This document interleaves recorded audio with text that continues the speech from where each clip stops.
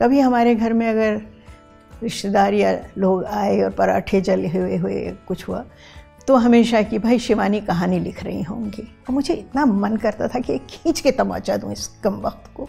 पौराणिक कथाएं इतनी प्रिय क्यों हैं? मेरे जीवन के साथ ये एक जैविक रूप से ये सारी चीज़ें गुंथी हुई हैं। मूल चीज़ जो पाठक के मन में जमी रहती है वो कथा तत्व और पात्र, दो चीज़ें हैं। मेरे सारे जो क्लोज मित्र थे सब लड़के थे, क्योंकि लड़कों में मुझे एक तरह का मुँह फटपना मिलता था।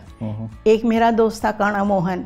सब्जेक्ट के स्तर पर कहीं ना कहीं आप एक थे, फिर भी आप अपने आप को अलग क्यों मानती हैं इन सबसे?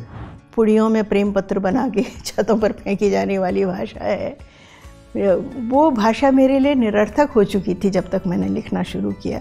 ऐसा क्यों है कि अधिकांश देवियों को नहीं संतान दिखाया गया है? स्त्री को सबसे अधिक वेद्य और निष्कवच बनाता है माँ होना। तुम संपादक थी, तुम सीधे सीधे हिंदुस्तान में आ गई, तुमने साप्ताहिक हिंदुस्तान के लिए संघर्ष नहीं किया। तो मैंने कहा नाम्बर जी, संघर्ष आप लोगों का करना बनता था।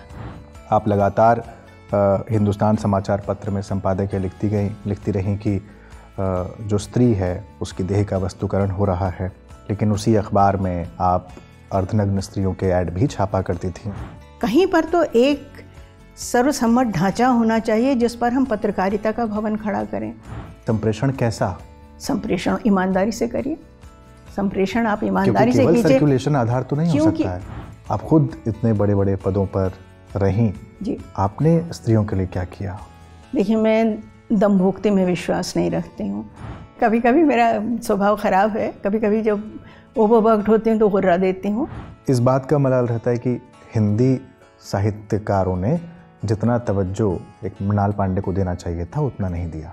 जो सबसे बेहतरीन समालोचक हैं हिंदी साहित्य के, वो मूलतः लेखक हैं, कुंवर नारायण जैसे। नहीं, आप तो टांग खिंचाई, कान खिंचाई सब करती हैं ट्विटर पर। क्यों ना करूँ, अब मेरी उम्र है, आई कैन टेक लिबर्टीज।